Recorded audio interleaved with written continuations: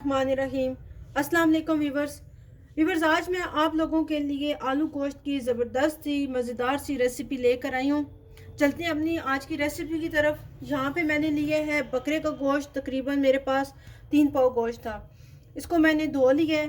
2 अदद प्याज लिए मैंने दरमियाने साइज़ के, उन्हें मैंने काट लिया है। 2 अदद टमाटर लिए दरमियाने साइज़ के, वो भी मैंने बारीक काट लिए हैं। 2 खाने के चम्मच लहसुन का पेस्ट है और 1 खाने का चम्मच अदरक का पेस्ट है।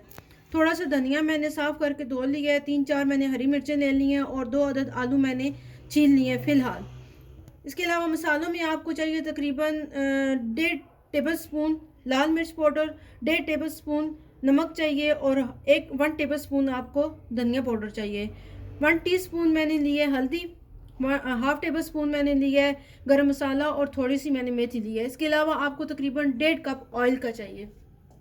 तो व्यूअर्स चलते हैं अपनी रेसिपी की तरफ। यहाँ पे मैंने पतीला रख के फ्लेम ऑन कर ली है। सबसे पहले मैं गोश्त ऐड कर दूंगी। बिस्मिल्लाहिर्रहमानिर्रहीम। साथ ही मैं प्याज ऐड कर दूंगी, साथ ही मैं टमाटर ऐड कर दूंगी, साथ ही मैं लहसुन और अदरक का पेस्ट ऐड कर दूंगी, साथ ही मैं 3 अदद पानी के गिलास ऐड कर दूंगी। पानी मैंने ऐड कर दिया। अब इसमें मैं ये सारे मसाले ऐड कर दूंगी, अच्छी तरह से मिक्स करके छोड़ दूंगी। यहाँ पे ये बॉईल होना शुरू हो गया। अब मैं इसको कवर करके तकरीबन 1 घंटे के लिए दम लगा दूंगी। 1 घंटे का दम लग चुका है। अब मैं इसको चेक करती हूँ। ये देखिए इसका पानी खुश्क हो चुका है। अब मैं फ्लेम को बंद कर दूंगी।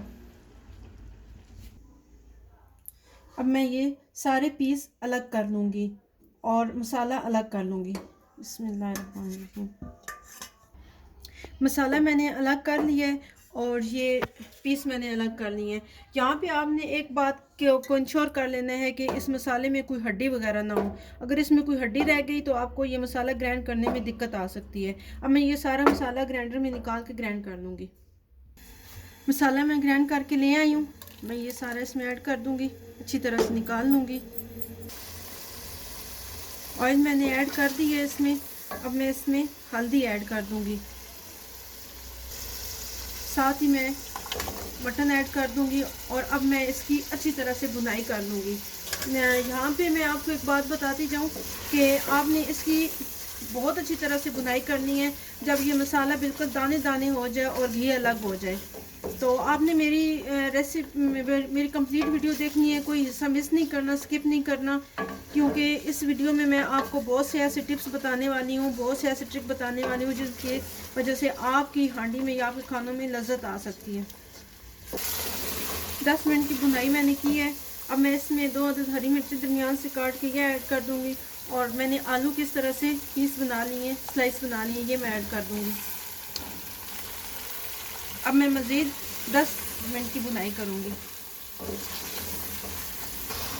भुनाई मैंने कर ली है और अब मैं इसमें तकरीबन 4 गिलास पानी के ऐड कर दूँगी।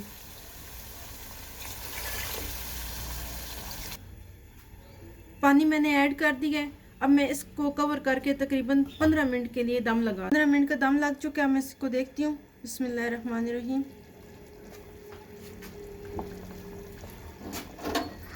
यहाँ पे आलू गोश्त तैयार हो चुका है। अब मैं इसमें ये मैंने 3 अदद हरी मिर्चें दरमियान से काट के रखी हैं, ये ऐड कर दूँगी। साथ ही मैं मेथी ऐड कर दूँगी, गरम मसाला ऐड कर दूँगी,